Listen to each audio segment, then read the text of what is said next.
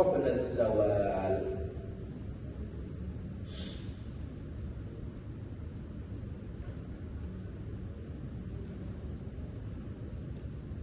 Yang berikutnya masih lagi syarat sah niat, ta'yinun niyah fil fardhi. Niat itu mestilah dengan ta'yin, ya. Mestilah dia berniat sahaja aku berpuasa Ramadan, maka kalau takat dia kata sahaja aku puasa wajib esok hari, maka itu belum lagi sah puasa Ramadan. Sebab puasa wajib itu ada banyak. Ada puasa nazar, ada puasa kafarah dan sebagainya. Maka mestilah ada ta'yin puasa tadi itu puasa Ramadan, ya.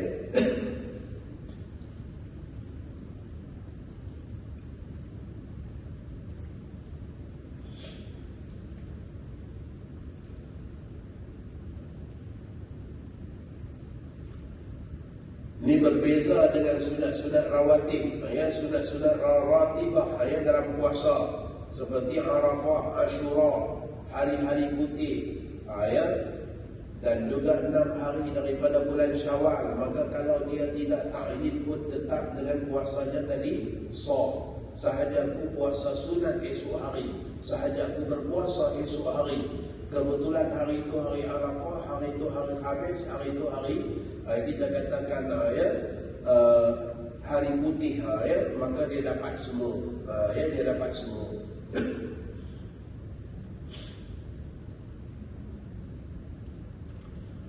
Baik, yang berikutnya, ya, rukun puasa yang berikutnya ialah al-imsak, ya, menahan diri daripada perkara yang membatalkan, daripada makan dan minum dan jima.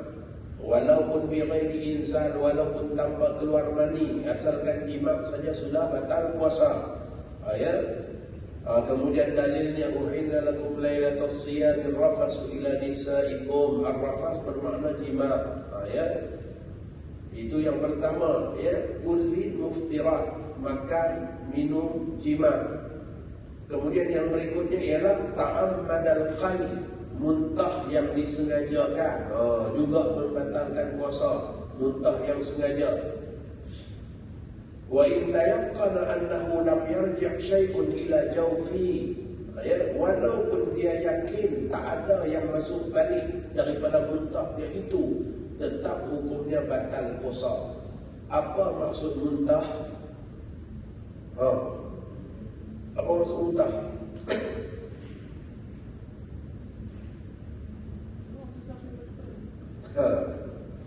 Apa maksud muntah? Apa sahaja yang keluar melepasi halqum, ya, yang melepasi halqum, yang keluar melepasi halqum kita daripada dalam ni, dia keluar melepasi halqum, maka dikira muntah. Makanan yang masuk dia keluar balik, ya. Muntah ni hukum dia najis, walaupun dia tak berubah lagi. Tengah-tengah sembahyang tersedak termikai, sedap rasa termikai, ya. Bolehkah kemah dia simpan sampai habis sembahyang? Tak boleh, batal dah sembahyang. Disebabkan apa? Muntah tu dikira najis, walaupun dia tak berubah rasa, ya, dikira najis. Macam mana nak bagi contoh muntah yang sengaja pada budak-budak?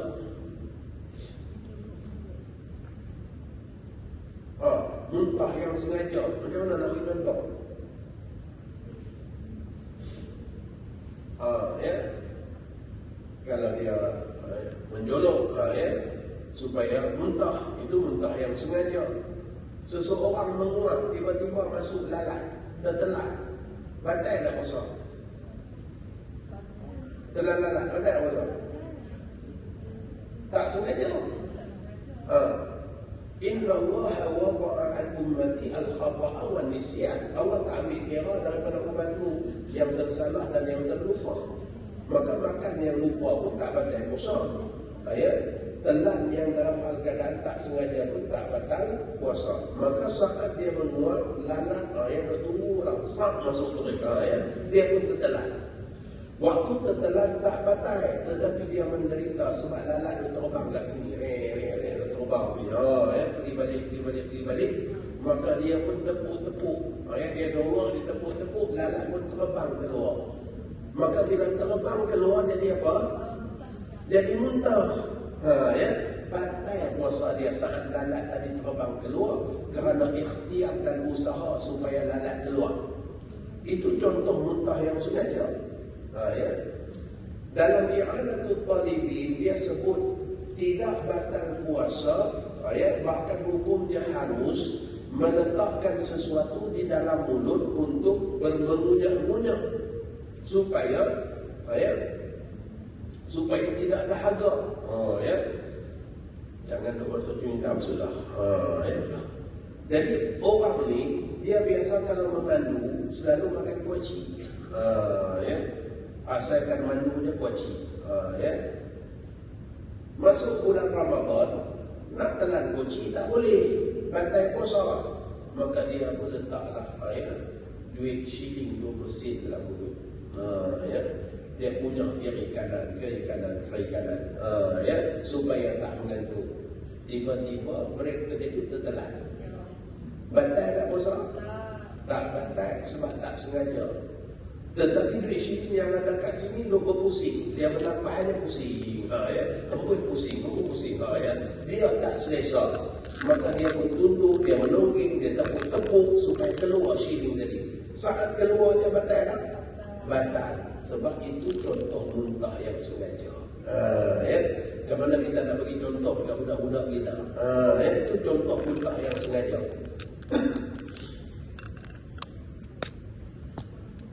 Baik, yang keempat daripada rukun puasa ialah ma'rifatu tarfain nahar, mengetahui batas siang dan malam. Ya, mengetahui batas siang dan malam. Yaqinan aw dhanna, dengan yakin ataupun secara dhan.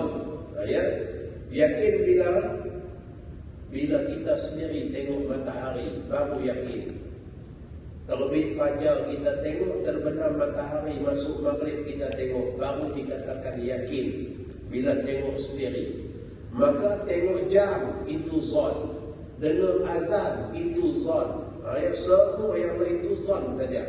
Tengok jam pada takwim, takwim kita katakan jadual masuk waktu imsak dan juga waktu solat maghrib dan berbuka puasa.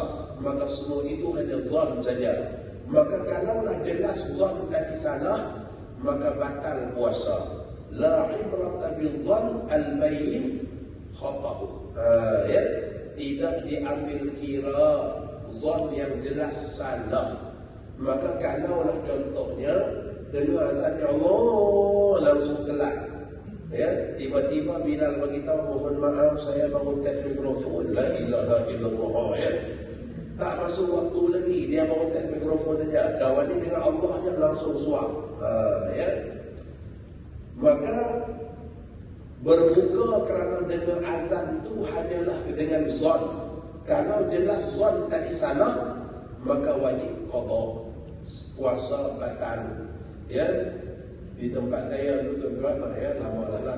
Ya. Ada seorang haji ni, dia orang 40 orang duduk, dia tunggu nak buka puasa ni. Ya. Tiba-tiba handphone dia azan. Ni dah masuk ni, sama ikim kata dia. Sama ikim ni. Ya. Makan semua, tapi kumpulan dia tak makan lagi. Tiba-tiba tu bila dia bilang, kenapa makan? Lagi 4 minit. Ya. Tak masuk waktu lagi. Ni haji ni kata tak masuk waktu. Ya, handphone dia dah azan, sama ikim. Ikim pun tak azan lagi. Cek bagi rupanya cucu dia pergi tukar setting handphone. La ilaha illallah. Ya. Tukar bateri. Ya. Lari setting dia. Ya. 40 orang. Kita datang ya. Terawih tu semua buka komun tanya, Ustaz macam mana Ustaz tadi kami 40 orang buka puasa awal. Buka puasa dengan zon. Bila zon tadi salah, maka batallah puasa. Tak apalah kata nanti masjid buat anjuran qada perdana pada tuan-tuan. Buka puasa perdana, qada perdana, sahur pun perdana. Sebab 40 orang punya.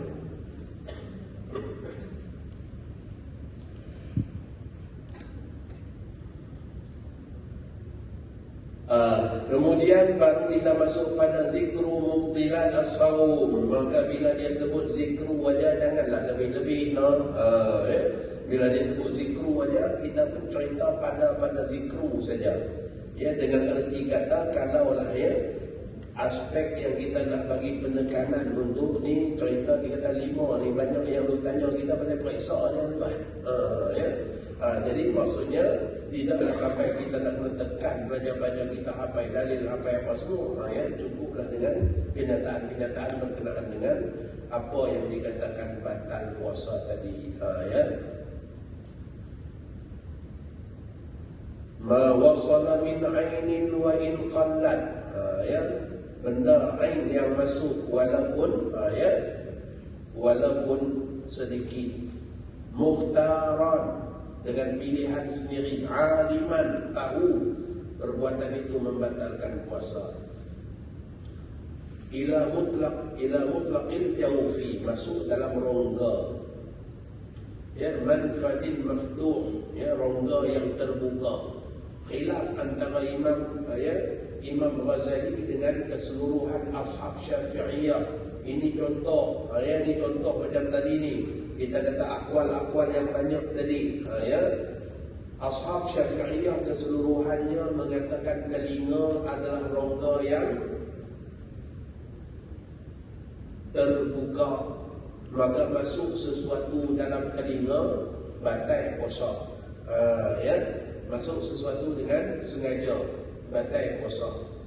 Imam Ghazali seorang-seorang dia dalam kalangan ulama mazhab Syafi'i mengatakan telinga bukan rongga terbuka, telinga rongga tertutup, sehingga kalau masuk sesuatu ke telinga tak batal puasa. Itu Imam Ghazali. Ya, ikhtiarat Imam Ghazali. Beliau mengatakan telinga bukan rongga terbuka. Rujuk pakar-pakar perubatan zaman kita ni, tanya dia orang sebenarnya telinga ni rongga terbuka ke tertutup? Kata mereka tutup, Ustaz. Ya. Sebab apa? Dia tak sampai ke jauh, dia tak sampai ke ma'idah kita, ya. Saluran dia tak sampai ke ma'idah. Tapi Imam Ghazali pula mengatakan mata rongga terbuka. Mata rongga terbuka. Seluruh ashab Syafi'iyah kata mata ni rongga tertutup. Mata rongga tertutup. Imam Ghazali pula kata mata rongga terbuka. Sebab Imam Ghazali kata kalau kita titik ubat di mata, kita akan rasa perih ubat tadi itu, pahitnya sampai ke halqum. Tetapi kalau kita lagi titik ubat di telinga, tak akan sampai ke halqum. Itu hujah Imam Ghazali. Maka di situ ada khilaf. Maka dalam kita bila ada khilaf ni, khilaf itu menjadi kita katakan keluasan dalam fiqh untuk penyelesaian masalah. Orang ni dia payah nak qada puasa, boleh puasa ni pun sebab orang sekeliling pakat puasa semua. Kalau nak harap dia puasa seorang-seorang mampu tak pernah puasa. Arafah ke, Muharram ke, apa pun puasa tak pernah. Puasa Ramadan dia puasa. Itu pun sebab orang keliling semua puasa. Tahan tak boleh puasa. Puasa sunat ni tak pernah puasa. Tiba-tiba Masya Allah kait rambutan, semut masuk telinga. Semut masuk telinga. Nak tunggu maghrib baru nak buang semut tuan-tuan. Jenuh tadi nak tawar krik. Nak berhenti dalam telinga. Nak masuk ubat dalam telinga, batal puasa pula nanti. Kalau kita hukumkan batal, kata dia aku puasa Ramadan, dia boleh puasa. Nak qada nanti mampu tak boleh, kata dia. Sebab dia orang yang tak kuat. Dia orang yang tak kuat. Nak qada tak pernah boleh buat. Dia nak puasa sunat dengan isteri ni, takat niat saja ada. Pergi office kawan kata jom, dia pun jom. Sahur dah, tapi pergi office kawan kata jom, dia pun jom sekali. Pergi makan juga. Maka orang yang macam ni, bolehlah kita katakan ambil kaul yang mengatakan masuk ubat ke telinga pun tak batal puasa. Sebab kepayahan yang dia alami tadi.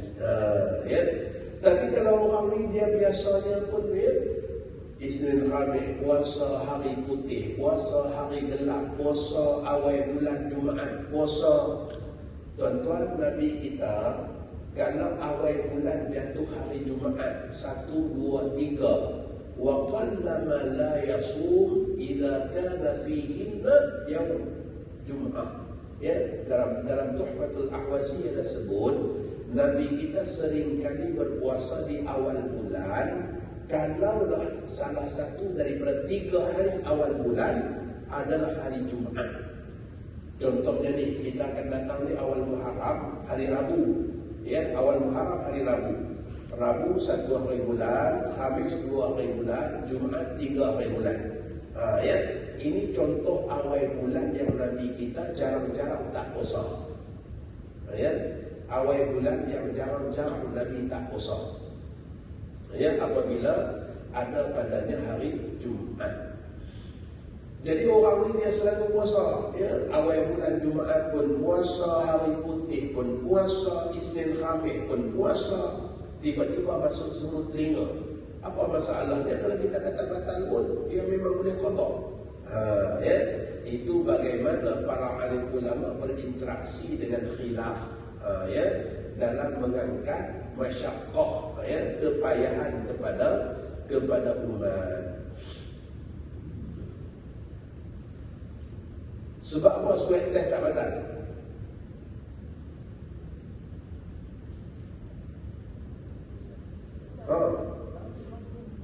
Kan air masuk dalam rongga, ya, tu dia punya galak macam ni tuan. Ya, yang pernah swab tahu lah, ya, dia duduk masuk tu sampai bawah ni, ya. Tapi sebab apa difatwakan tak batal?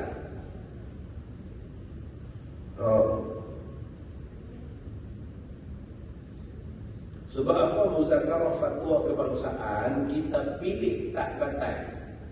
Ya, kerana mengambil kira ketika musim Covid dulu yang wajib swab ni pekerja-pekerja kilang, anak-anak muda kita yang puasa payah. Bila puasa dihukum batal, dia wajib imsak sepanjang hari. Kalau dia makan minum siang hari, hukumnya haram, berdosa besar. Ya, orang yang batal puasa bukan asalkan batal dah boleh rantak makan, tak.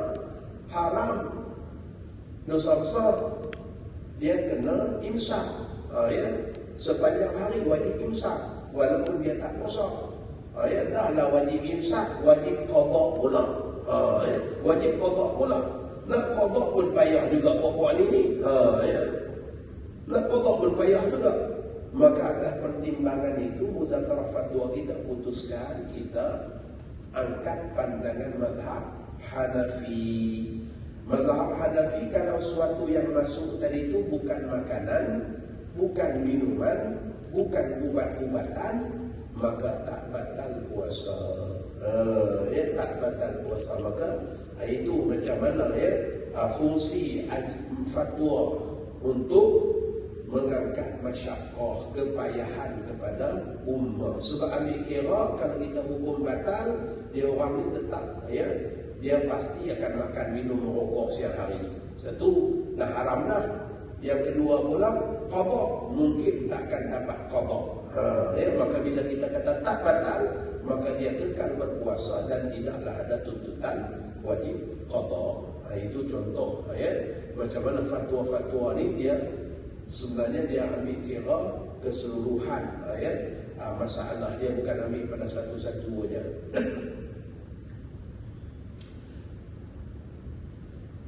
Itu serba sedikit tuan-tuan berkenaan dengan